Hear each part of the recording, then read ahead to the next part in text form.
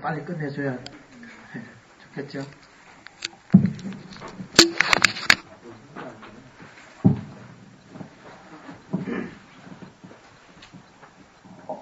네, 여러분 반갑습니다. 나무아미타불. 그새 또 한 달이 지나갔네요. 네, 몇 분은 법등사에서 만났을 거, 또 새로운 얼굴도 계시고, 지난달에 그 약속을 했듯이 이번부터 이 정토 사상에 대해서 조금 체계적으로 좀 배워보도록 하는 시간을 갖겠습니다. 이제 처음 오신 분도 있고 하니까 이제 처음 오신 분들한테 바로 얘기를 하면 또 저게 또 무슨 소린고 또 하고 이렇게 생각할 수 있으니까 불교에 대해서 전반적으로 한번 짚어보고 나서 이 정토에 대해서 또 말씀드리도록 하겠습니다. 요즘 불교를 이렇게 냉정하게 이렇게 살펴보면요, 우리가 너무 위죠. 에코가 돼. 네, 한테 에코가 매크로 너무 넣는 것 같아요. 여성 불교를 냉정하게 살펴보면, 제가 봤을 때는 거의 한 4가지 종류가 있는 것 같아요. 이제 첫 번째는 뭐냐면, 정법으로서의 불교, 그러니까 정법 불교가 있고, 두 번째는, 종교 불교가 있고, 일단 그렇게 말씀드리고, 세 번째는 이제 학술 불교가 있는 것 같아요. 학술 불교. 그리고, 네 번째는 또 뭐가 있냐면, 유사 불교다. 저는 개인적으로 그렇게 판단이 들더라고요. 이제 정법 불교라는 것은 뭐냐면, 부처님의 그 정법대로, 수행을 해가지고, 이제 성도문 수행을 하시는 분 같으면, 개덕의 사망을 열심히 닦아가지고, 진짜, 이 번뇌를 끊어서, 그 생사해탈을 해서, 이제 더 나아가서 대승불교도라면, 보리심을 내가지고, 성불에서 중생부자하는, 이게 정법 불교거든요. 두 번째, 종교 불교라고 하게 되면, 우리 흔히 말하는 이제 기복 불교가 되는 거예요. 그게 해당된다고 저는 그렇게 생각됩니다. 기복 불교 자체가 꼭 나쁘다는 것은 아닌데, 기복에만 쏠수 있기 때문에 이렇게 얘기를 하는 거예요. 그래서 그 신앙 형태를 보면, 그냥 다른 종교에서 어떤 신을 모셔놓고 신한테 어떤 소원을 비는 거나, 형태를 봤을 때는 거의 구분이 없어요. 거의 차별이 없어요. 똑같이 그냥, 그 불보살님한테 비는 거랑, 기독교에서 하나님한테 비는 거나, 아니면 다른 종교에서 자신들이 섬기고 있는 신한테 비는 거나, 거의 다름이 없다고 보거든요. 그리고 세 번째는 이제 학술 불교라고 했는데, 학술 불교 같은 경우에는, 그 학술을 하는 사람들이 그분들 자체가 불교도가 아닙니다. 대부분. 다는 아니지만, 그 대부분이 불교도가 아니에요. 그러니까 삼보제자가 아니라는 얘기죠.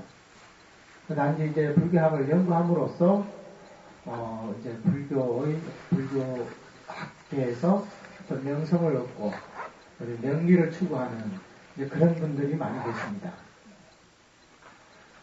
그래서 이제 학술적으로 이렇게 가다 보면 가장 큰 문제가 뭐냐면 불교의 가르침에 대해서 자체를 가지고 하나의 학술로서 연구를 하는 거지, 하나의 어떤 사상으로서 연구를 하는 거지, 거기에 대해 가지고 어떤 신앙심을 내 가지고 그 가르침대로 수행을 하지를 않는다는 거예요. 그렇게 되면 어떻게 되냐면, 우리 불교의 가르침이라는 것은 부처님의 지혜에서 흘러나온 거지 않습니까? 그 가르침 자체가. 그런데 부처님 가르침을 그대로 이렇게 받아들이지 못하고 우리 일반 본부들의 시각에서 이렇게 바라보다 나니까 거기에 대해 가지고 수많은 이제 문제점들이 나타나는 거예요. 그 첫 번째로 뭐냐면 이제 대성피불설이라는 이런 학설들이 나오게 되거든요. 그래서 대성불교의 이런 학설은 어떤 사상의 영향을 받아가지고 발전해가지고 이렇게 나왔다. 그리고 뭐는 또 이렇게 발전해서 나왔다. 또 예를 들어가지고 문수보에는 그 부처님 당시에 사례불전자와 목걸림 전자 그분들이 이제 보살로 이제 승격이 됐다 이렇게 얘기를 하거든요. 그러니까 문수보살이 본래 없는 건데 발전하다 보니까 그렇게 영향을 받아가지고 문수보현으로 이렇게 생겨났다.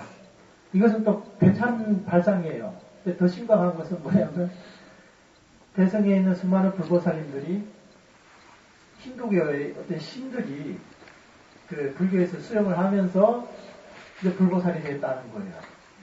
그러니까 이제 불교가 완전히 이제 외도가 돼버린 거죠. 외도가 돼버리고 우리가 하고 있는 대성불교는 완전히 외도 수행이에요.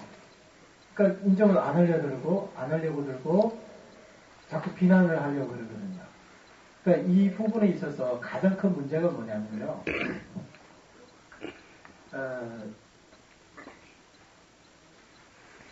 얘기 너무 길어지면 또 오늘 말씀드리려는 부분들을 말씀 못 드리니까 좀 빨리 말씀드리겠습니다.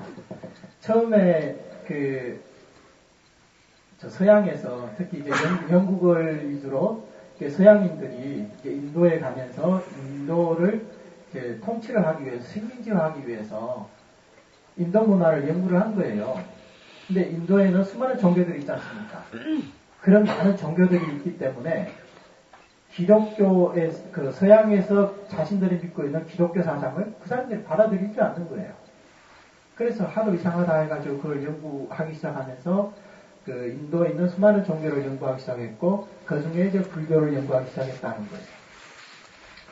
그래서 그분들이 그것을 연구한 결과 대성불교는 후대에 이렇게 나온 것이고 어떻게 해서 이렇게 발전돼서 나온 것이다 이렇게 이제 결론이 나게 되거든요. 근데 여기서 가장 큰 문제점이 하나 있는데 그게 뭐냐면 그분들은 완전히 이제 학자들의 입장에서 일반 본부들의 입장에서 불교를 연구하기 때문에 일단 경전상에 나오는 불보살님들의 신통에 대해 가지고 완전히 부정을 한다는 거예요. 그리고 이런 성자들의 해탈의 경지, 해탈의 공덕에 대해서 완전히 부정을 하게 된다는 거예요. 그렇게 되면 결과가 어떻게 되겠어요? 경전이 나오는 이런 신통방통한 얘기들은 전부 다 하나의 신화로 취급해버리고 그분들이 바라보는 부처님은 누구냐? 우리 인간들과 똑같은데 다만 우리보다 지혜가 조금 더 있을 뿐이라는 거예요. 그래서 그분들의 입장에 바라봤을 때는 서가모니 부처님도요. 저 서양의 어떤 철학자 예전에 어떤 글을 봤는데 인류에 가장 큰 영향을 미친 사람 몇몇 분 해가지고 이렇게 나와 있는데 서가모니 부처님이 네 번째인가 가서 있더라고요. 그러니까 소크라테스 같은 경우에 부처님 위에 있더라고요 보니까. 그분들의 불교 방법에 의하면, 그러니까 자신들이 바라보는 그 본부들의 시각으로 이렇게 바라보니까 부처님이라 해봤자 그냥 인간인데 지혜가 조금 더 있다 뿐이라는 거예요. 그래서 우리가 경전을 볼 때 부처님이 태어나자마자 동서남북으로 7걸음을 걸었다 그러죠. 그리고 한 손가락은 하늘을 가리키고 한쪽은 땅을 가리키면 천상천하 유아독존. 여러분들 어떻게 생각해요? 어린애가 태어나자마자 7걸음 걸을 수 있다고 생각하십니까? 대부분 그거는 좀 신화적이다. 그게 뭐가 가미가 돼가지고 그래서 그렇게 얘기할 것이다. 불교도들이 부처님을 좀 띄우기 위해 가지고 그럴 것이다. 이렇게 얘기를 하고 대부분 그렇게 생각하거든요. 근데 사실 부처님의 이런 해탈의 공덕, 부처님의 이런 신통을 이해한다면 어린애가 걷는 게 그게 뭐가 되십니까? 부처님 능력으로 7걸음도 못 걸으면 그게 부처님이 됐습니까? 그러니까 그런 입장에서 우리가 봤을 때는 사실 그게 아무 문제도 안 되거든요. 옛날에 그 인도의 용수보살이라든지 무착세친이라든지 미륵보살이라든지 이런 분들 얼마나 신통력이 있으신 분입니까? 이런 분들도 그런 지역에 있는 분들도 아무런 의심 없이 받아들이는데 우리가 지금 그런 공덕을 못 받기 때문에 그런 거거든요. 만약에 한 1000년 전, 몇백 년 전, 1000년 전에 여기 아라한이 한 명 있다고 생각해 보세요. 아라한의 신통력은요, 허공에서 날아다닐 수가 있고, 윗몸에서는 불이 나오고, 밑에 아랫몸으로는 이제 물이 나오고, 아니면 또 위에서 물이 나오고, 아래에서 불이 나오고, 그리고 하늘에서 자유자재로 행주좌를 자유자재를 한다는 거예요. 그리고 물 위를, 땅 위를 걷듯이 걸을 수가 있고, 그리고 땅 위를 물에서처럼 수영을 할 수도 있다는 거예요. 그게 공성을 증득한 성자의 경지거든요. 만약 우리 금봉사 이 상공에 아란한 분이 그런 신통 변화를 보여주시면 그때는 진짜 그런 신통을 받기 때문에 우리가 안 믿을 수가 없거든요. 그런데 지금은 말법 시대라서 이런 성인들이 지금 우리 곁에 안 계십니다. 안타깝게도.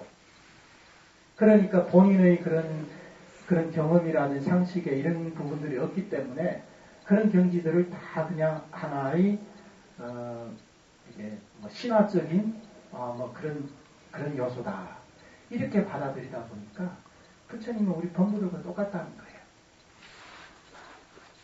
부처님이 사람으로 이 땅에 오신 것은 맞지만 우리 불교에서 그 정의하고 있는 인간의 단계를 넘으신 분이에요.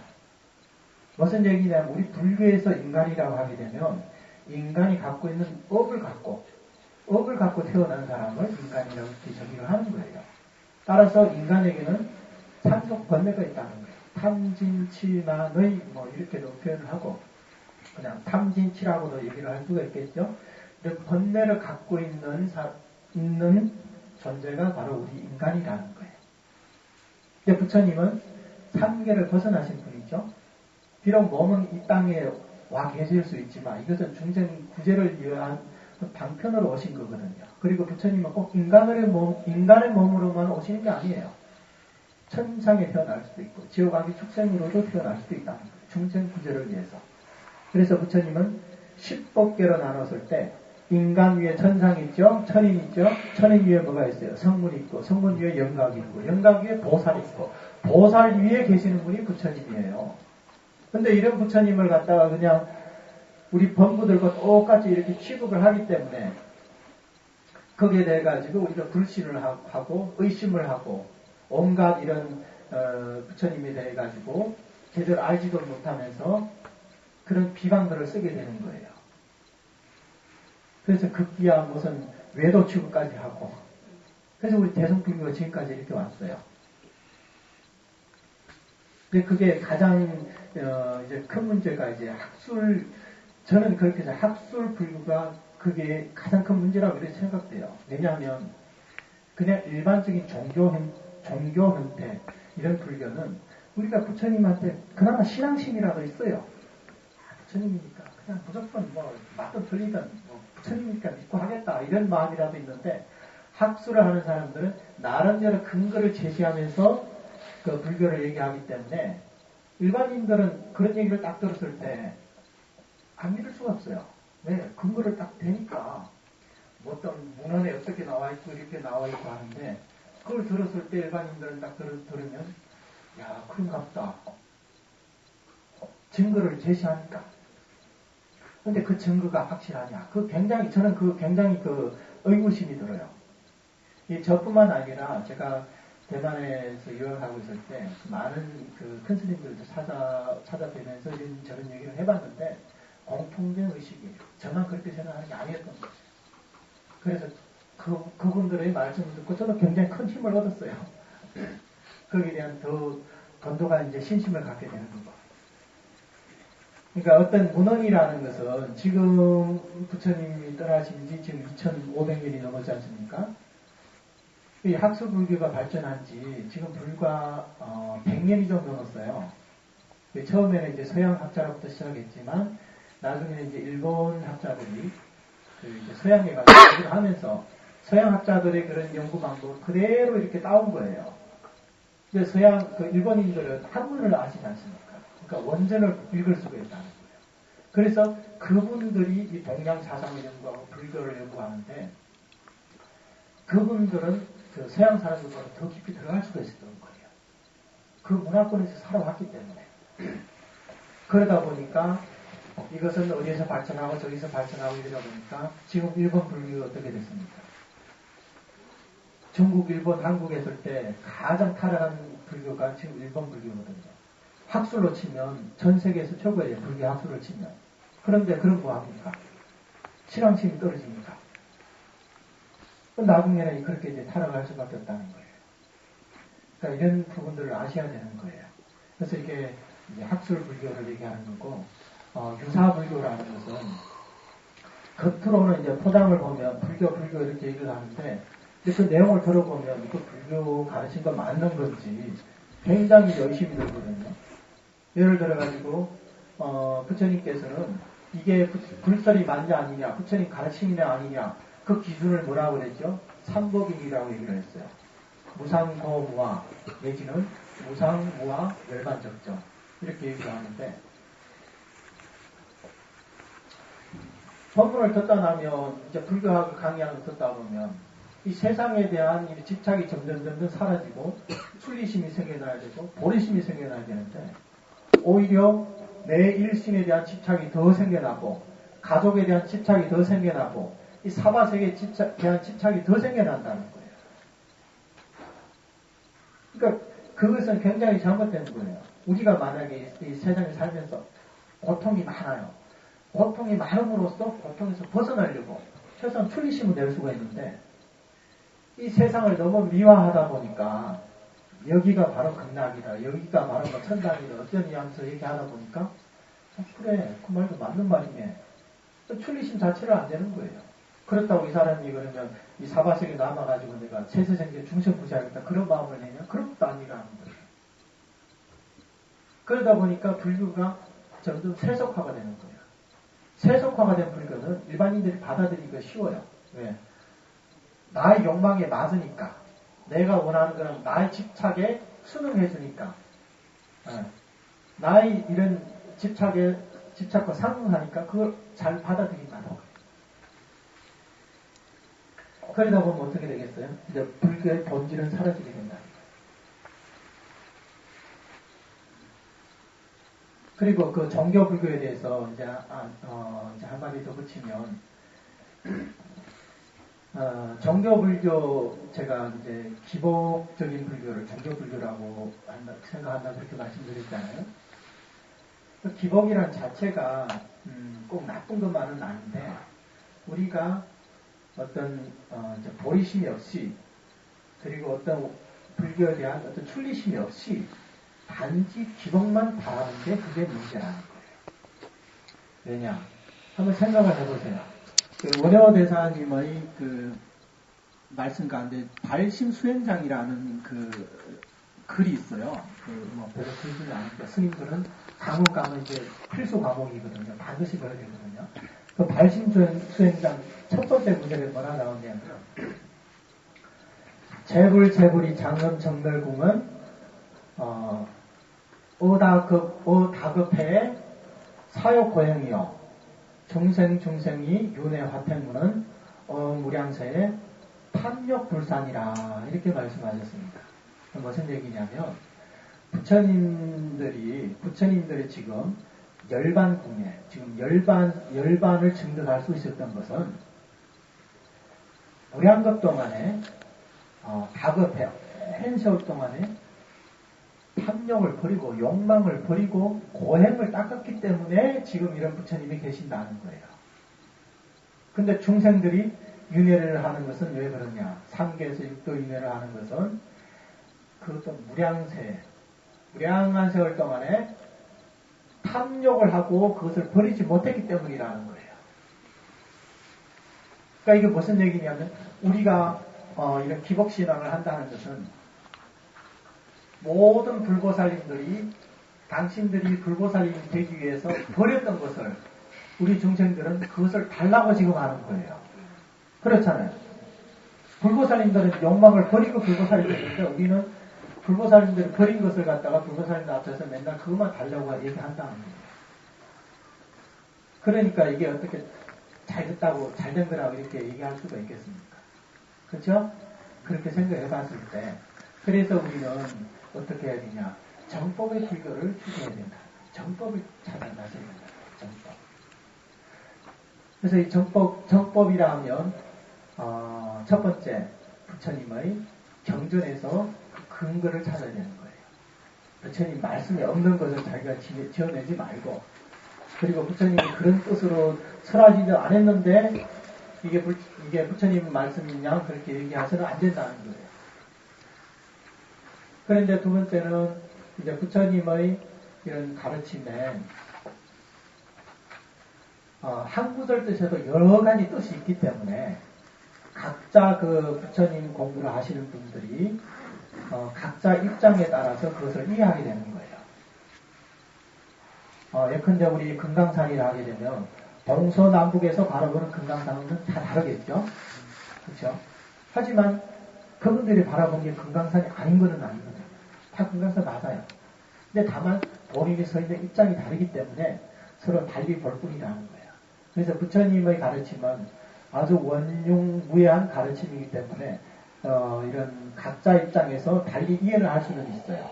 그것이 뭐냐면 조사 스님들의 논서가 그렇게 해당된다. 다만 부처님 가르침에 어긋나면 안 되는 거죠. 그리고 이제 세 번째는 뭐냐면 증거가 있어야 되는 거예요. 그러면 그 가르침대로 부처님 경전에도 근거가 있고 조사 스님들 그 논서에도 그 해석이 있고 그러면 그 가르침대로 실천해가지고 진짜 수행해서 성취한 사람이 있냐 이걸 봐야 되거든요. 아무리 가르치면 좋아도 누구 하나 그 가르침대로 실천해가지고 어떤 성과가 없다면 그럼 우리가 어떻게 배울 수 있겠습니까? 그것은 하나의 이론에 불과한 거지. 그렇죠? 그렇게 봤을 때 우리 전체 불교를 이제 영수보살님의 말씀처럼 두 가지로 이렇게 나눌 수가 있다는 거예요. 우리 정법에서 하나는 난행도와 이행도 이렇게 나눌 수가 있거든요. 그것을 우리 정토종에서는 성도문과 정토문으로 이렇게 나눈다 이렇게 얘기를 할 수가 있어요. 그래서 모든 정법을 두 가지로 이렇게 분류했습니다. 성도문과 정토문. 그래서 성도문의 수행이라는 것은 근데 성도문의 수행은 오직 자력의 수행으로서 자신의 힘으로써 이렇게 수행해서 번뇌를 끊고 윤회에서 벗어나야 되기 때문에 그게 굉장히 어렵다는 거예요. 그리고 성도문의 수행에서 무엇보다 어려운 게 공에 대한 이해라는 거예요. 공에 대한 이해. 정토 불교를 제외하고 이 성도문을 수행을 하려면 공에 대한 그 이치를 우리가 제대로 모른다면 절대 윤회에서 벗어날 수가 없습니다. 윤회에서 벗어날 수 없을 뿐만 아니라 우리가 번뇌를 끊지도 못합니다. 반드시 공에 대해 가지고 그 다르게 인식을 해야 된다. 만약에 그걸 모르고 우리가 형식적으로 매일 삼천대를 한다든지 매일 금강경을 뭐 열독을 한다든지 그렇게 수행을 아무리 많이 하더라도 번뇌를 끊을 수가 없어요.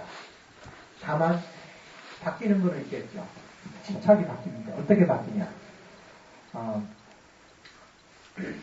평소에 우리가 이렇게 절에 다니니까 이런 욕망을 내려놔야 돼 하지만 그 욕망에서 다른 욕망으로 이렇게 바뀔 뿐이에요. 그러니까 똑같은 오온을 갖고 있는데 세간의 어떤 물욕을 탐하는 것으로부터 정신적인 무언가를 탐하는 그런 아집으로 변한다는 거예요. 그러니까 어떤 분들은 나는 수행하면 엄청난 가공이 있어. 그러니까 나는 삼천배를 몇 번 했어. 나는 금강경을 몇 독을 했어. 그게 공통점이 뭐냐? 항상 나가 따라다닌다는 거예요. 나가. 내가 뭘 했다. 이제 그렇게 돼버리는 거예요. 그렇게 되면 그는 근본적으로는 바뀐 게 없어요. 근본적으로 따졌을 때.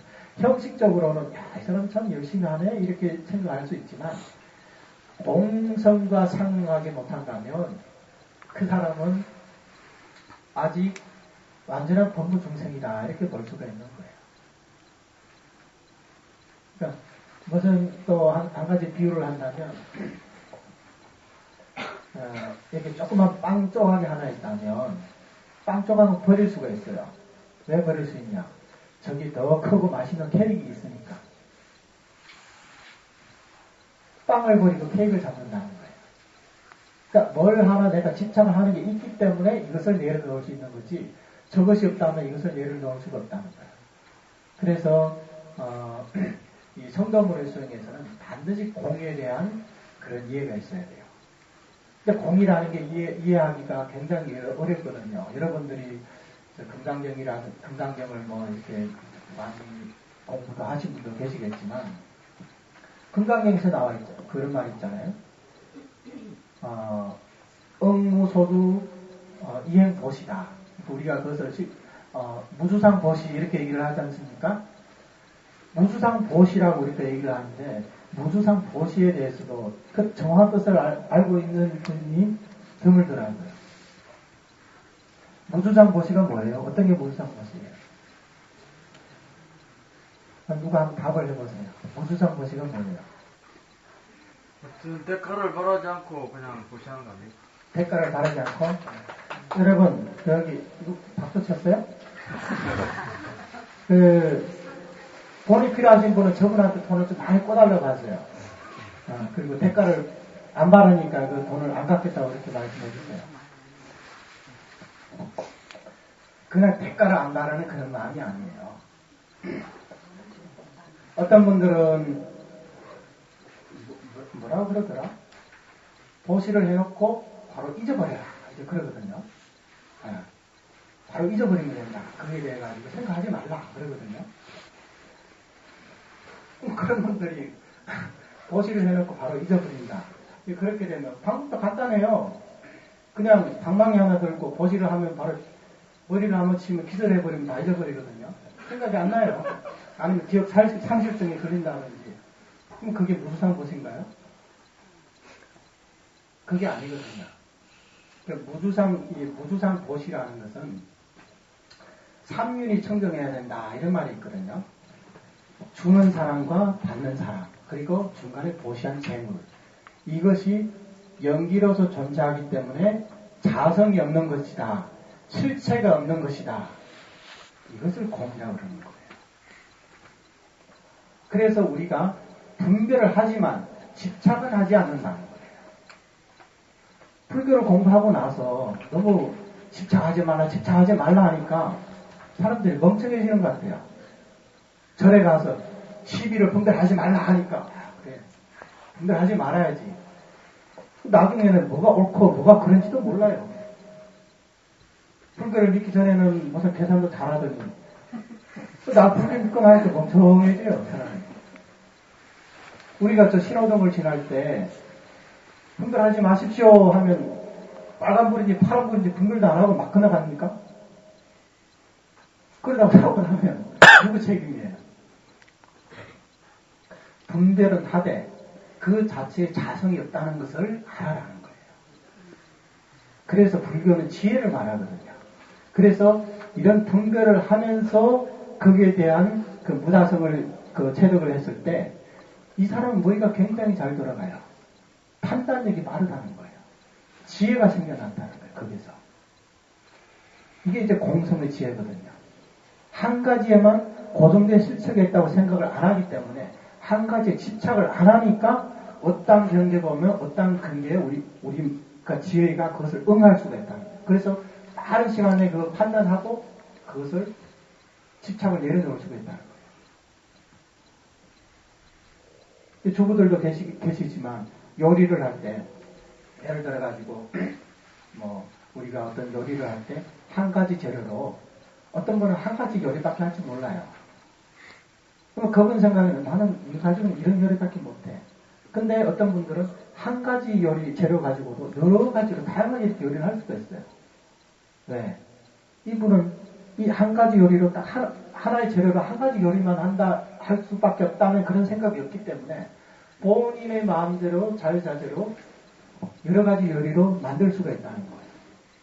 그래서 우리가 공이라는 것도 어떤 공이 있어가지고 우리가 그 공을 알아야 되는 게 아니라 모든 존재를 관했을 때 그 존재의 자성이 불가득이라는 거예요. 자성이 없다는 거예요. 그것을 가지고 공을 관한다고 얘기하거든요. 근데 그것을 모르고 이 존재를 떠나가지고 어떤 공을 가만 앉아있으면 아무 생각 안 하면 뭐 공이라는 게 튀어나와가지고 내가 공성을 깨달았다. 그것은 아니거든요. 그것은 외도의 공이에요. 불교는 그렇게 얘기를 하지 않아요. 공을 알려면 반드시 이런 존재를 관해가지고 내 마음을 관하든지 남방불교에서는 사념처 수행이라는 거 있잖아요. 심수심법이라고 있거든요. 이 사념처를 해봤자 우리 오온을 관하는 거거든요. 색상 형식을 관해서 연기면 그게 연기로 존재함으로 무가성이다. 그래서 공을 체득하는 거예요. 다만 이제 소성과 대성에는 공성에 대한 깊이의 차이가 있어요. 그래서 금강경에 뭐라고 했습니까? 일체 현성은 개의 무위법, 이유차별이라 이렇게 얘기를 했거든요. 무위법을 얼마나 통달했냐에 따라서 삼성의 차별이 생겨난다는 거예요. 그렇기 때문에 대성과 소성이 공통점도 있지만 다른 부분도 있다는 거예요. 보살이 이승과 불공하는, 함께하지 않는 이런 법이 있다는 거예요. 그게 그 지혜거든요. 근데 이런 것들 잘 모르는 분들은 대승과 소승이 뭐가 있냐, 대소승이 뭐가 따로 있냐 이렇게 얘기를 하거든요. 사실 법의 본체 입장에서는 차별이 없어요. 다 부처님이 설한 것이고 다 실상을 바탕으로 하는 차별이 없어요. 그런데 그분들이 공성을 얼마나 체득했냐에 따라가지고 삼성의 차별이 생겨날 수밖에 없거든요. 우리 세간에서 초등학교가 있고 중학교가 있고 고등학교가 있잖아요. 그거 다 평등합니까? 물론 사람이라는 입장에서 평등하겠죠.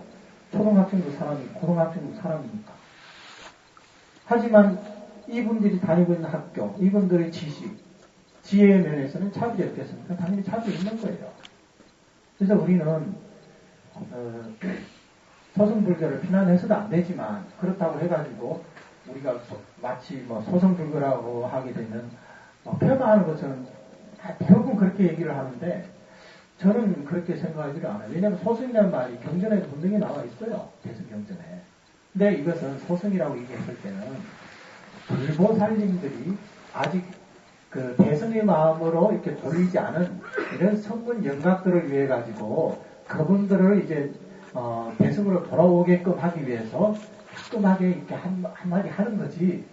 우리 범부 중생들 입장에서 너는 소승이 어쩌니 그런 얘기를 해서는 안 된다. 우리는 그런 자격도 없어요. 왜 우리나라 소승조차도 아니니까. 여러분 생각해보세요. 여러분들 대승불교 수행하고 있습니까? 소승불교 수행하고 있습니까? 대부분 인천의 복을 닦으려고 노력하고 있는 사람들이거든요. 그러니까 삼성에 그게 끼어들어가지도 못한다는 거예요. 그래서 이렇게 봤을 때 우리가 성도문 수행하려면 최소한은 이 아공문 증득을 해야 된다는 거예요. 아공에 대해서. 근데 우리 평소에 아공을 체득하기 위해서 우리가 하는 노력이 뭐가 있어요? 따지고 아무것도 없어요. 그렇잖아요. 공성을 알기 위해서 우리가 무슨 수행을 하냐 이거예요. 그러니까 아직 우리는 입문조차도 못했다는 거예요. 하물며 이런 성도문 수행해가지고 우리가 번뇌를 끊는다. 3계 내 번뇌를 끊고 3계 밖에 번뇌를 끊고 견사 번뇌를 끊고 진사 번뇌를 끊고 근본 무명호흡을 끊어가지고 부처가 된다. 기대 안 하셔도 될 겁니다. 그러면 우리 같은 정생들이 어떤 방법이 있냐? 바로 정토라는 거예요. 정토라는 것은 우리들이 수행을 해서 우리가 공덕을 많이 쌓아서 가는 것이 아니라 윤회에서 벗어나는 것이 아니라 아미타 부처님의 본연력에 의해서 우리가 3계 윤회에서 벗어날 수 있는 방법이기 때문에 그래서 이 방법을 가지고 영수보살님은 난행도와 이행도라 이렇게 표현을 하셨고 중국의 담난 조사스님께서는 자력과 타력으로 이렇게 나눠서 설명을 하셨고 그리고 그 뒤에 보사천사께서는 성도문과 정토문으로 이렇게 나누셨어요. 그리고 또 선도대사님께서는 정교와 돈교로 이렇게 나눴어요. 정교는 천천히 단계 수행하는 방법이고, 돈교는 단박에 진행하는 방법. 성도문이 정교해는 된다. 우리가 참선하는 사람도 흔히 깨닫기만 하면 단박에 도착가 된다고 그러죠. 그는 이치적으로 그것을 선택하기 위해서 명자즉불이라고 이렇게 얘기를 하는 거예요. 이치적으로 우리 불성을 이제 깨달았기 때문에 불성을 관함으로써 이제 번뇌를 끊고 이런 무명 번뇌를 끊고 그래서 이제 차츰차츰 성불을 하는 겁니다. 단박에 석가모니 부처님과 같이 이제 구경불의 지위에 오른다는 것은 불가능한 일이에요. 그래서 선도대사님께서는 성도문의 이런 법문은 정교다. 근데 정토는 우리와 같이 이런 법무 중생이지만 극락 왕생하기만 하면 부처님을 만나 뵙고 부처님 보는 영으로 바로 일생보서의 보살이 될 수가 있다는 거예요. 그게 바로 부처님의 보는 영이에요. 그러니까 이처럼 수상한 법이 어디 있겠습니까? 그래서 이것을 본교다 이렇게 얘기를 했거든요. 그래서 또 근대에 중국의 그 정토종의 13대 조사스님이 인광대사님께서는 전체 불교를 일반 법문과 특별 법문으로 이렇게 분류를 한 거예요. 이게 다 교판이에요, 교판. 그러니까 전체 불교를 어떻게 바라볼 것이냐. 그냥 뭉뚱그려가지고 그 원효대사님처럼 통불교다 이렇게 얘기할 것이냐. 아니면 좀 세분화해가지고 이 불교의 특색은 뭐고 저 불교의 저 가르치는 특색은 뭐고 그것을 알므로써 나와 근기와 맞는 이런 법을 내가 찾아서 수행을 하는 거예요. 어떤 게 더 나을 것 같아요. 그래서 본인의 판단에 맡기겠습니다. 그게 좋다면 그게 좋은 거고 나는 그런데 이게 좋다면 이게 좋은 거고 이제 그렇게 생각하시면 돼요. 그래서 이런 정토 부처님께서 우리와 같은 말법 시대 중생들을 위해서 이렇게 정토 법문을 설하셨는데 이 정토 법문을 설하셨지만 그 후대에 내려오면서 수많은 조사 스님들께서 정토에 대한 해석을 하게 됩니다. 그래서 정토 법문은 누가 설하신 거예요? 석가모니 부처님이죠. 근데 정토 법문 다음에 정토 교학이 있어요. 근데 정토 교학은 각자 또 달라요. 그래서 천태종에서 천태종의 정토학, 아니면 화엄종의 정토학, 유식종의 정토학, 삼론종의 정토학, 율종의 정토학, 이렇게 각자 본인이 공부하고 있는 이런 교학의 입장에서 정토를 해석하기 때문에 다 차별이 있어요. 조금 차이가 난다는 거예요. 우리나라에는 누가 있죠? 원효대사님이 계시지 않습니까? 원효대사님도 원효대사님의 정토학도 사실 보면 화엄학에 가까운 거예요.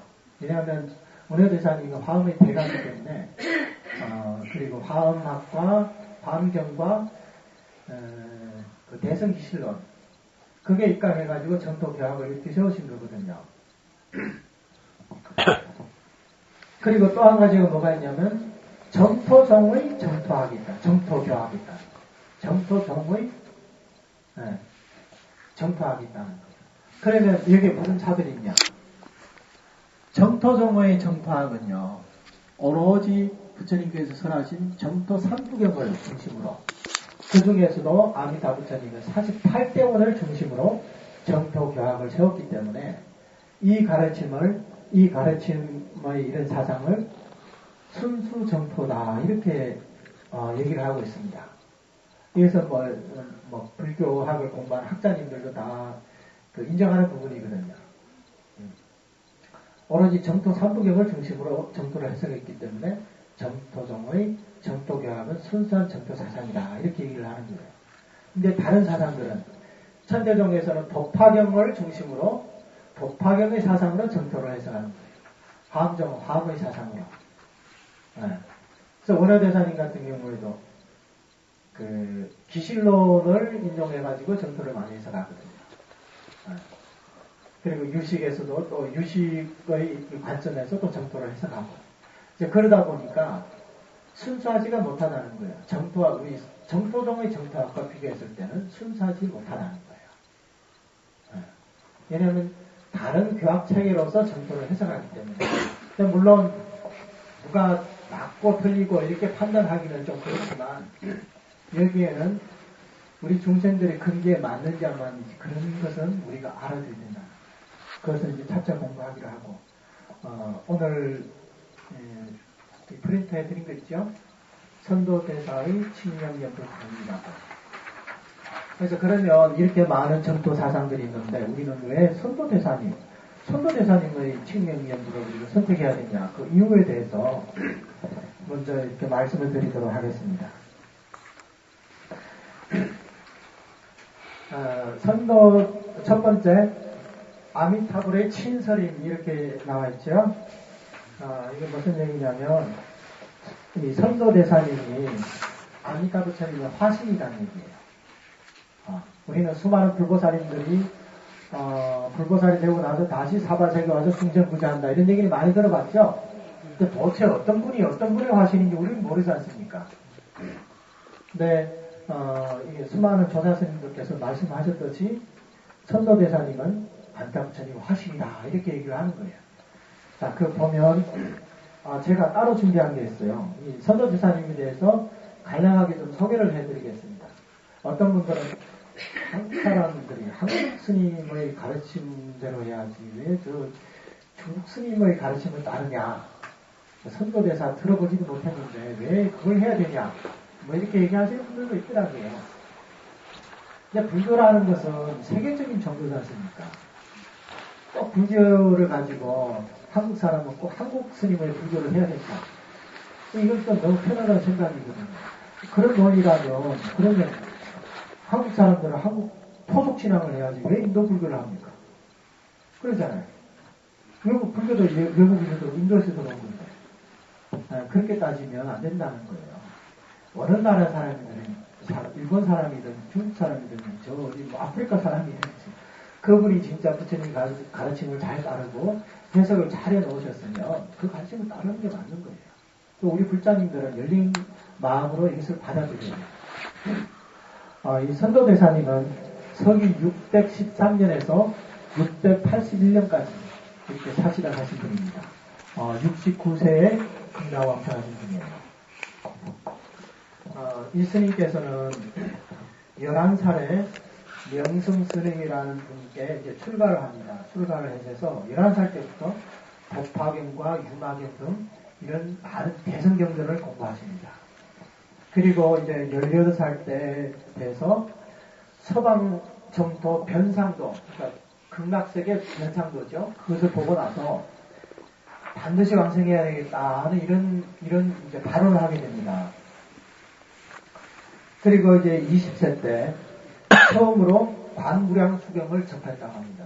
정토 3수경 가운데 관무량 수경을 접하게 됐답니다. 그리고 나서 그 경을 읽고 깊은 깨달음을 얻을 수가 있답니다. 그래서 희비가 교차하면서 이렇게 판식을 하면서 하신 말씀이 다른 업을 닦는 것은 우벽하여 성취하기가 어렵고 우벽하다는 것은 외길로 가게 되면 바르고 고전 큰 길을 가는 게 아니라는 거예요. 그러니까 시간이 많이 이렇게 소비가 된다는 거거든요. 오직 이 관문만이 반드시 생사를 초월할 수 있을 것이다. 20살 때 이런 말씀을 하셨다는 거예요. 20살 때. 우리는 20살 때 뭐 하고 있었죠? 생각만 하면 그렇습니다. 그리고 이제 23살 때 중국 그 종남산이라는 그 산에 오진산하는 절에 들어가가지고 이제 관법을 닦아요. 그래서 몇 년 내에 관불산매와 연불산매를 성취하게 됩니다. 20대 때. 그리고 이제 선정에 들어가지고 이렇게 관을 할 때면 눈앞에는 극락세계가 훤히 이렇게 보인다는 거예요. 무량수경이나 관무량수경이 얘기한 그 극락세계의 그런 모습이 눈앞에 훤하게 보인다는 거예요. 이게 관불산매의 경지거든요. 네.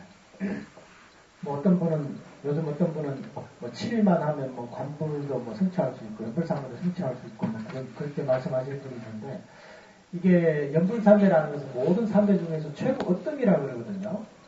그래서 역사적으로 연불삼배를 증득하신 분들도 그렇게 많지는 않아요. 그러니까 이게 굉장히 어렵다는 거예요. 그것을 아셔야 돼요. 그래서 이분이 이제 29살 때 산서성에 현중사라는 절에 현중사라는 절이 이제 담난대사라고 그분은 이제 나중에 소개해드리도록 하겠습니다. 그분이 계셨던 절인데 그때 이제 도닥천사라고 그게 계셨습니다.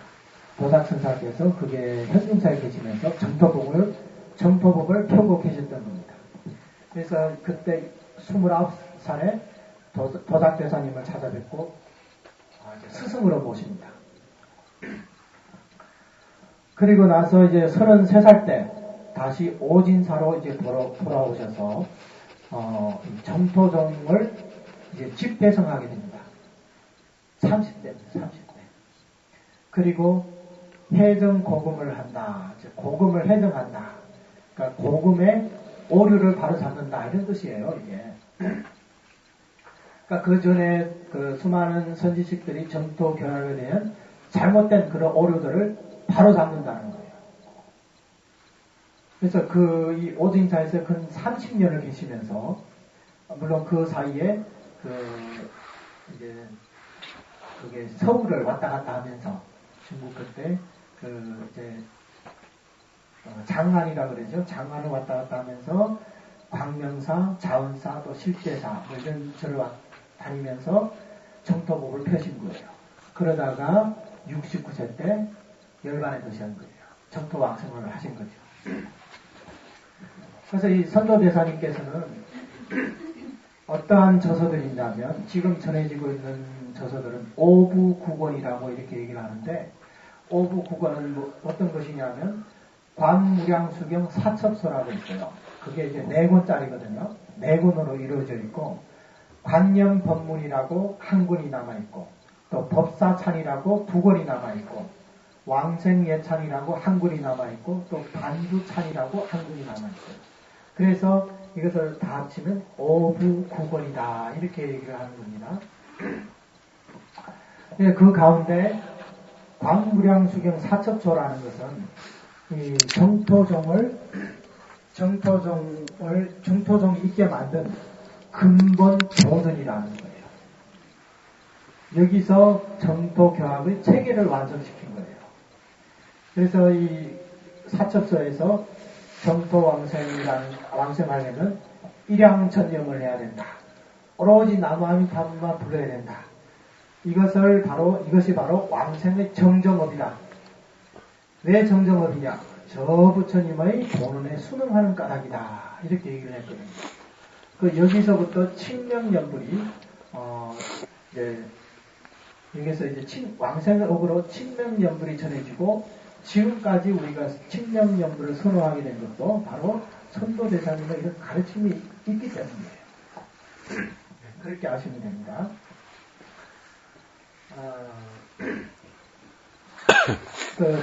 이 선도대사님의 이 오부국원이 남아있지만, 우리가 만약에 이런 핵심 사상을 모르고 개인적으로 보게 되면 도대체 여기서는 뭐 이렇게 하라 했다, 저기서는 저렇게 하라고 했다. 도대체 뭘 어떻게 해야 되는지 잘 모를 거예요. 그래서 여기 보면 법사찬과 관념법문, 그리고 왕생예찬, 반주찬, 이 내부는 뭘 얘기하냐면 아미타 부처님에 대한 이 아미타불과 극락성토에 대한 독송, 관찰, 예배, 찬탄, 이 4가지 조업에 대해서 설명을 하는 거예요. 조업에 대해서. 그리고 수행 방법은 이 사첩서에서 얘기한 일양전념, 이것을 정정업이라고 그런다고 그랬죠. 그래서 일양전념을 하는 사람은 이게 정정업이기 때문에 반드시 왕성할 수 있다. 그래서 이게 바로 이 정토종의 교학의 근간을 이루는 핵심 경전이 이렇게 되는 거예요. 그래서 이 선도대사님의 저서는 이렇게 간단하게 말씀드리고, 또 이 선도대사님의 교화를 한번 보도록 하겠습니다. 이 스님께서는 깊은 연불삼매를 성취하시고 나니까 이분은 연불을 하시면요. 한 번 연불하면 입에서 광명이 나온다고 해요. 두 번을 하면 두 번 나오고, 세 번을 하면 세 번 나오고, 10번, 100번 하면 10번, 100번이 나온다. 그러니까, 만약 제가 여기 이 자리에 앉았는데, 제가 연불하는데, 입에서 광명이 나온다고 생각해 보세요. 제가 무슨 말을 하더라도 무조건 믿을 거예요. 그렇죠? 이런 공력을 보여주는데, 안 믿을 수가 없겠죠. 저런 분의 말씀에 거짓이 없을 것이다. 거짓말을 하는 사람이 어떻게 그런 감정이 있을 수가 있겠습니까? 그래서 선도대사님께서 이렇게 연불삼매를 증득하시고 나서 장안성에 들어가지고 3년 만에 그 기록에는 뭐라고 얘기하고 있냐면 온 장안성에 어디를 가든 다 연불소리가 들린다. 연불소리밖에 안 들립니다. 그래서 연불생하는 사람은 그 수를 헤아릴 수가 없답니다. 그래서 집집마다 아미타 부처님을 모시고 집집마다 관세음보살님을 집집마다 관세음보살님을 모셨다고 합니다. 그래서 이 정육점들이 다 문을 닫고 백성들이 실업자가 나겠다. 고기를 안 먹으니까 다 연불 수행하다 보니까 육식을 안 하니까 어디 고기를 팔 수가 없는 거예요. 그 정도의 교화력이 있었다는 겁니다. 그리고 또 이제 영감 사례를 이렇게 보면 이 관경 사첩소를 이 주석서를 쓰실 때 그냥 쓰신 게 아닙니다. 그 사첩서에 선도대사님께서 직접 밝히셨지만 매일 밤에 되면 어떤 스님, 그러니까 성인 스님이 나타나셔가지고 꿈속에 들어오셔가지고 사첩서를 어떻게 적어야 된다. 그 과판은 어떻게 해야 되고 어떻게 그것을 써야 된다. 그것을 전수를 해줬다고 합니다. 그래서 나중에 이 성인 스님이 누구냐? 일본의 그 보변 스님께서는 그분이 바로 아미타 부처님이시다. 이렇게 말씀하셨거든요. 그리고 이 책을 이 저서를 다 마치고 나서 마치고 나니까 밤에 수많은 부처님들이 나타나셔가지고 관광을 하면서 증명을 해주셨다는 거예요. 증명을. 그러니까 이 선도대사님께서는 이 사첩소를 짓기 전에 먼저 불보살님들의 가피를 청하고 나서 그리고 저서를 지을 때 밤마다 어떤 스님이 오셔가지고 아미타 부처님이 오셔가지고 어떻게 쓸 것인가 그에 대해서 지도를 해주셨고 그리고 이 주석을 다 마치고 나서 수많은 부처님들이 방광을 하면서 증명을 해주셨다는 거예요. 그래서 이 사첩서를 가지고 또 해종소다 이렇게도 얘기합니다. 해종소다. 이게 모험답안이라는 거예요. 다른 분들이 어떻게 잘못됐으니까 이것이 바로 모험답안이다. 그리고 증성서다 이렇게도 얘기해요. 모든 부처님이 증명을 해준 이런 이 저서라는 거예요. 역대적으로 이렇게 말씀하신 분은 들어본 적이 없어요. 나의 경은 한 글자도 더하거나 빼서는 안 된다.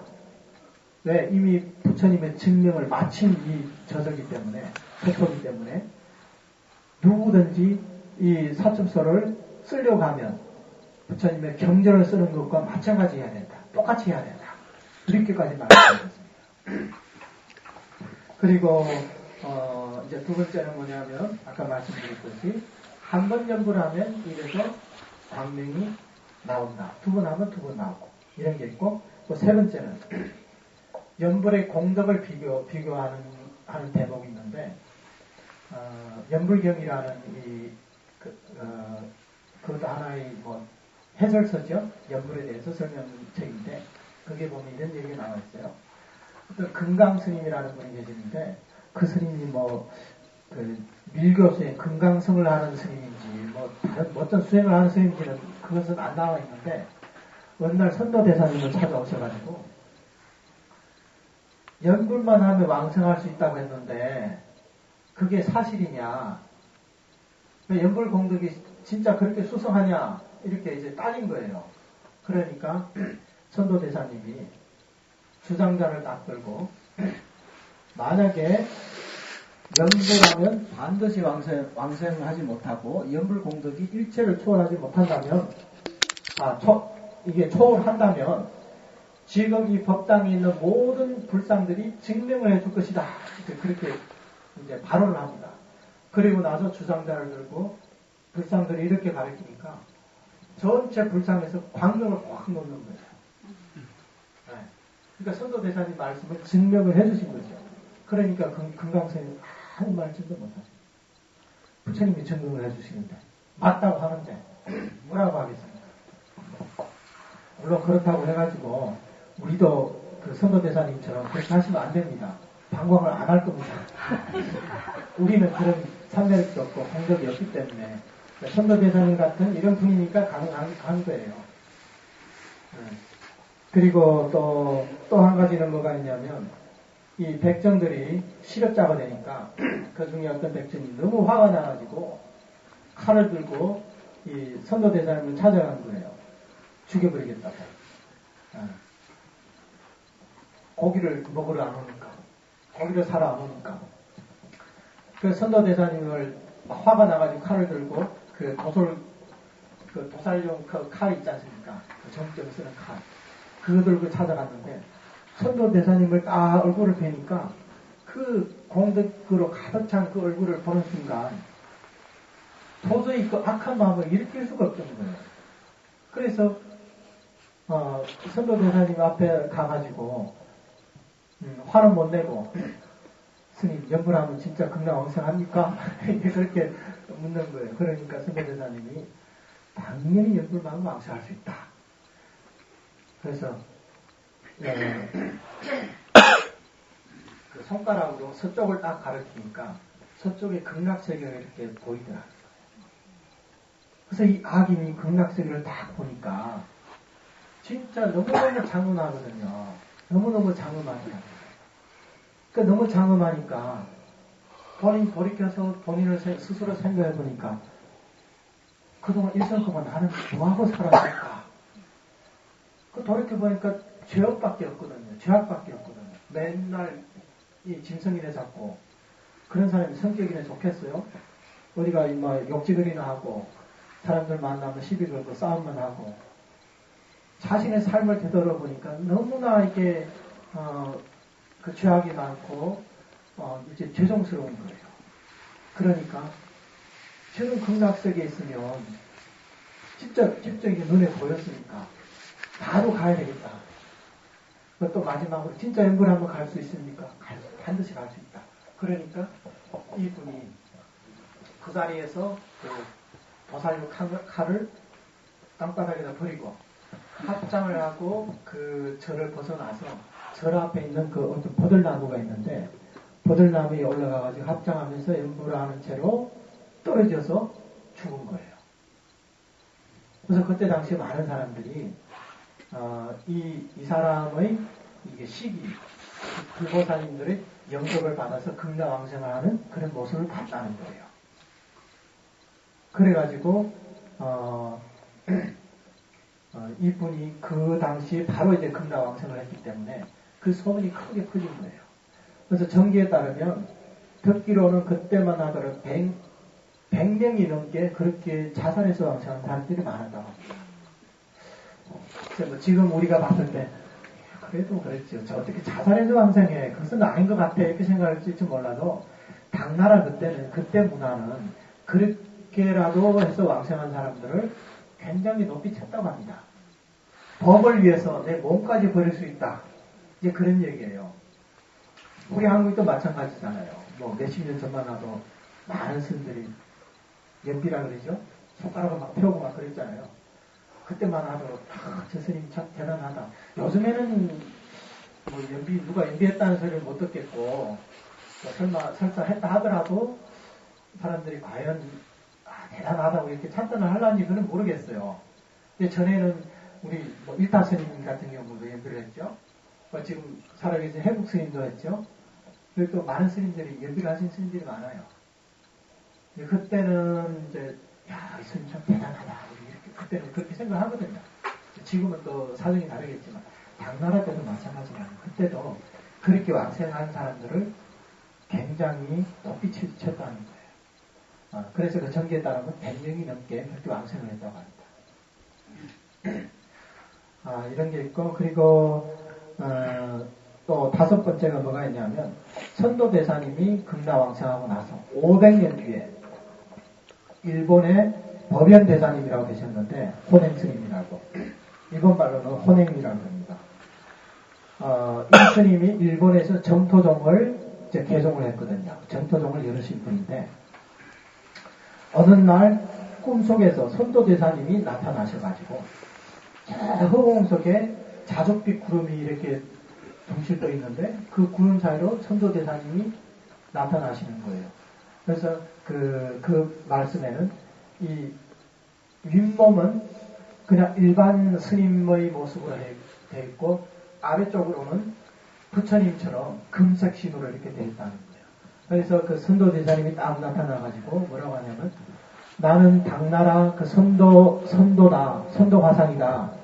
그대가 지금 전수연부를 펴는 까닭에 수많은 중생들이 이제 금나왕생할 수가 있으니까 내가 특별히 와서 이 증명을 하러 왔노라 이렇게 말씀하시는 거예요. 그래서 이게 유명한 이조의 대화라는 거예요. 그러니까 중국의 조사스님과 일본의 조사스님의 대화다. 이런 얘기가 이렇게 전해지고 있습니다. 그리고 지금까지도 지금 중국에도 그 선도대사님을 기리기 위한 숭룡탑이라고 있거든요. 당나라 때 지금 탑이 아직까지 남아있는데 선도대사님의 가르침과 이제 선도대사님이 계셨던 그 절을 중심으로 수많은 이런 가뭄 사례들이 일어나고 있어요. 아직까지도. 그러니까 그분의 공덕이 그만큼 크다는 거예요. 그리고 또 어떤 이 중국 불교에서 특히 정토종에서 어떤 지위에 있냐면 연지대사님이라고 정토종의 8번째 조사스님이죠. 8번째 조사스님인데 뭐라고 하셨냐면 선도대사님은 아미타 부처님의 화신이다. 화신이라고 전하고 있다. 그분의 스스로의 수행의 정밀함과 엄숙함 그리고 중생들을 널리 이롭게 한 것은 만대가 지나도록 사람들의 신심을 불러일으킬 수가 있다. 그렇기 때문에 설사 아미타 부처님이 화신이 아닐지라도 분명히 관세음보살님이나 보현보살 같은 이런 대보살들일 것이다. 이런 말씀하셨어요. 연지대사님이 말씀입니다. 그리고 인광대사님께서는 그냥 바로 선도화상은 아미타 부처님의 화신이다. 대신통이 있고 대지혜가 있다. 그러므로 선도대사님의 말씀은 불설로 봐야 한다. 이렇게까지 말씀하셨어요. 아미타 부처님 화신이기 때문에 당신이 석가모니 부처님이 서는 정토 삼부경을 가장 정확하게 해석할 수 있는 사람이 누구겠어요? 당연히 아미타 부처님이겠죠. 그렇죠? 극락 정토에 대해서 본인이 직접 와서 설하는데 그거보다 정확한 게 어디 있겠습니까? 그래서 우리는 이 선도대사님의 이 가르침을 우리가 이제 선택하는 첫 번째 이유가 바로 그겁니다. 벌써 이제 1시간이 지났네요. 두 번째까지만 하고 마치도록 하겠습니다. 해정 두 번째 고금의 오류를 바로 잡읍니다. 이렇게 얘기를 했는데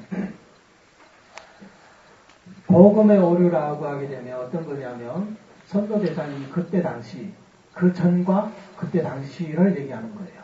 물론 지금도 해당됩니다. 지금도 해당됩니다. 이것이 하나의 기준이 된다는 거예요. 이 기준에 맞으면 우리는 그것을 의지하고 그 기준에 안 맞으면 우리가 감히 버릴 줄도 알아야 된다는 거예요. 그러면 이 선도대사님께서 이때 다른 스님들의 잘못된 점을 지적하면서 이런 정토의 가르침 이런 것이다 이렇게 얘기를 했는데 그때 선도대사님께서 잘못됐다고 얘기했던 스님들이 어떤 분이냐면 그냥 일반 스님들이 아니에요. 다 우리가 알고 우리가 얘기하면 다 조사 스님으로 지금 칭송받고 있는 이런 분들이거든요. 그런데 천태 지자대사라든지 그리고 그 삼론 쪽에 그 길장대사라든지 그리고 또 정령사의 누구죠? 해운대사님이라든지 모르시는 분들은 다 모르겠지만 이분들이 굉장히 유명하신 분들이에요. 우리가 몰라서 그러지 굉장히 유명하신 분들이에요. 이런 분들 수많은 분들이 이렇게 정토를 설하셨는데 근데 그 가르침들이 대부분 보면 정토 삼부경에 입각해서 해석한 게 아니라 다른 경전들에 입각해서 해석을 했다는 거예요. 그리고 부처님의 공원에 입각해서 해석한 것이 아니라 다른 이제 종파의 교리로서 해석하기 때문에 그게 맞지가 않다는 거예요. 한 가지 예로 극라왕생은 국품왕생이라고 이렇게 나와 있는데 상품왕생과 중품왕생은 우리 법무들은 절대 갈 수가 없어요. 상품은 이제 해원대사 뭐 이런 분들 그리고 현대지사대사님도 마찬가지예요. 그리고 또 길장대사님도 성인들이 왕생한다는 거예요. 성인들이. 그러니까 윤회를 벗어난 성인들이 왕생한다는 거예요. 그런 사람들이 상품으로 왕생하고 중품으로 왕생하려고 하면 우리 소승불교에서 얘기하는 사가행의 지위는 가야 된다는 거예요. 난정인 세제일이라고 있어요. 여기까지는 자세히 설명하는 시간이 기니까 이런 4가지 단계가 있는데 그 정도까지 가는 사람들이 그렇게 왕생한다는 거예요. 그러면 우리 법부들은 어디냐? 하품왕생인데 하품왕생도 아무나 하는 게 아니라는 거예요. 거기에도 또 여러 가지 조건들이 붙는 거예요. 반드시 보리심을 발해야 되고 또 어떤 공덕이 있어야 되고 인종 때 반드시 연부를 해야 되고 그러니까 여러 가지 이제 조건적인 제약들이 있다는 거예요. 근데 선도대사님께서는 그게 아니다. 부처님께서 48대원을 세우신 것은 바로 우리 사바세계 그것도 이제 말법시대 유대하는 중생들을 위해서 번뇌가 많은 중생들을 위해서 이게 48대원을 세운 거지 성인들이 뭐가 안타까워가지고 성인들을 위해 가지고 이런 경전을 설했겠냐 48대원을 세웠겠냐 물에 빠진 사람을 구하기 위해 가지고 그러니까 언덕에 있는 사람이 뛰어들어가 구하는 거지 이미 언덕에 나와 있는 사람들 뭐가 급하다고 그 사람들을 위해 가지고 이게 원력을 세우겠냐 이 말씀입니다. 그래서 선도대사님이 가르치면 그 대상이 그 가르침의 대상이 바로 우리와 같은 죄업이 많은 중생들을 향해서 세운 가르침이라는 거예요. 그러니까 그 근기에는 엄청난 차이가 있겠죠. 다른 스님들은 우리는 상품이라든지 중품으로는 절대 왕생할 수가 없어요. 하품도 그것도 어려워요. 그러니까 그분들이 제시한 그 조건에 해당돼야만 우리가 왕생할 수 있다. 그렇지 않으면 왕생할 수가 없어요. 근데 선도대사님은 그렇지가 않아요. 국품 왕생이라 하더라도 전부 다 만나는 인연이 달라서 그런 거지. 이 사람이 금생에 대성법을 만났기 때문에 우리가 이제 대성불교도가 된 거고, 저 남방불교권에 태어난 사람은 태어날 때부터 남방불교를 만났으니까 서승불교를 하게 되는 거라는 거예요. 그래서 정토도 마찬가지예요. 국품은 상품 왕생은 대성불교를 만난 사람들이 상품으로 왕생하는 거고, 중품으로 왕생하는 사람들은 이제 서성불교를 만난 사람들이 이제 그 중품으로 왕생하고, 하품은 뭐냐? 이런 선법을 만나지 못하고 악법을 만난 사람들, 이런 사람들이 그런 법을 만났기 때문에 인연이 그렇게 되기 때문에 만나서 하품으로 왕생한다는 거예요. 그렇기 때문에 국품이 전부 다 범부 중생이다. 그 속에는 성질이 없다는 거예요. 그래서 우리도 충분히 대성불교를 만났기 때문에 충분히 상품 상생으로도 왕생할 수가 있다는 거예요. 우리도 본인 노력만 하면 그렇게 왕생하겠다. 그래서 이 선도대사님께서 이렇게 그 복음의 오류를 바로 잡으면서 아까 말씀드렸죠.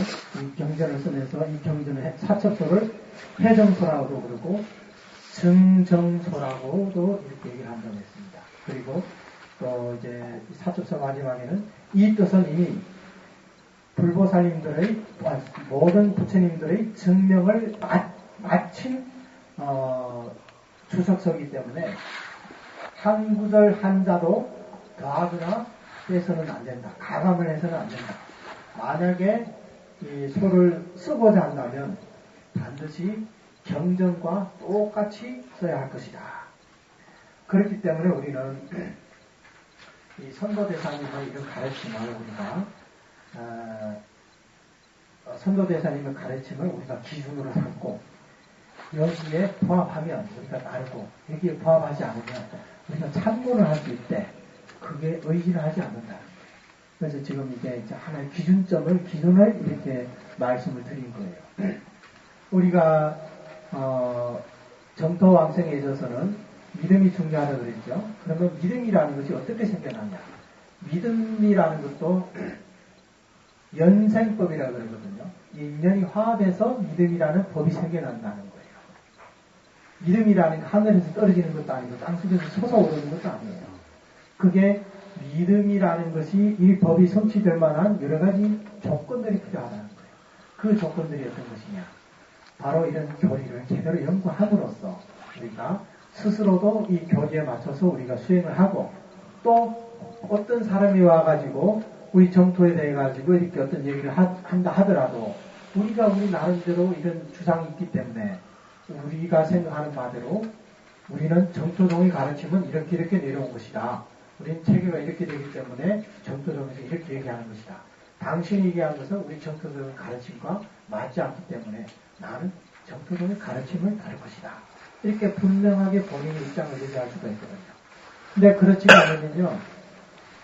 여기 가서는 지금 여러분들이 금목사 오셨으니까 제가 지금 이런 정토종의 정토 이 법문을 해드리지만 다른 데 가보세요.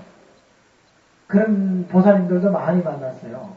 입이 닳도록 얘기를 해가지고 연불수행을 하라고 하니까 그분이 다니던 절에 가니까 그 절의 스님께서 무슨 연불이냐고 무슨 나무아미타불이냐고 그거는 죽은 사람들한테 하는 거지 관세음보살을 해야지 무슨 나무아미타불 하냐고 혼냈다는 거예요. 그래서 깜짝 놀래가지고 그런 거 안 하겠다고 그 전화가 오는 경우도 있었어요. 그러니까 본인이 모르니까 지금은 제가 이렇게 스님이 얘기하니까 스님 말씀 맞겠지 얘기는 하지만 다른 데가 다른 스님이 또 말씀하시는데 또 어떤 스님은 굉장히 유명한 스님이에요. 그건 학원기를 위해서 하는 얘기야. 그것은 뭐 강편설이야. 그러면 그 스님 말을 듣겠어요? 제 말을 듣겠어요? 네? 당연히 큰 스님이니까 큰 스님 말을 듣겠다 이렇게 얘기를 하겠죠. 그런데 우리가 분명히 해야 될 것은 제가 이 정토법문을 얘기하지만 정토법문은 제가 얘기한 게 아니에요. 저는 부처님의 가르침과 이런 정토등 조사스님의 가르침을 그대로 여러분들이 전달해주는 역할을 하는 거예요. 그렇기 때문에 그런 조사스님들과 요즘에 우리가 소위 말하는 큰 스님들과 비교하실 때 그 비교가 될 것 같습니까? 그분이 아무리 뛰어난다 하더라도 이런 조사스님과 비교가 되겠어요. 그리고 부처님과 비교가 되겠어요. 부처님께서 영불하고 왕생할 수 있다고 했는데 그 스님이 아무리 큰 스님이라 하더라도 왕생할 수 없어. 그건 부처님 말씀을 어긋나는 거거든요. 그러면 우리는 그 말을 과감하게 버릴 수가 있어야 된다는 거예요. 그런데 그렇게 되려면 정서의 교리에 대해서 우리가 확고한 신심을 갖고 거기에 대해서 체계를 이해할 수 있어야만이 그게 가능하다는 거예요. 아니면 우리의 신심이라는 것은 저 담벼락 위에 자란 풀과 같아요. 바람이 이쪽으로 불면 이쪽으로 누워졌다가 저쪽으로 불면 저쪽으로 누워졌다가 이제 그렇게 될 수밖에 없다는 거예요. 네. 그 무슨 말인지 아시죠? 그래서 제가 회양하기 전까지 이렇게 정토 교학에 대해서 좀 체계적으로 이렇게 좀 설명을 드리겠다 이렇게 마음을 먹었고 처음 오신 분들은 좀 따분하게 치루하게 해서 무슨 말인지도 모르는데 저런 소리를 하고 계실까?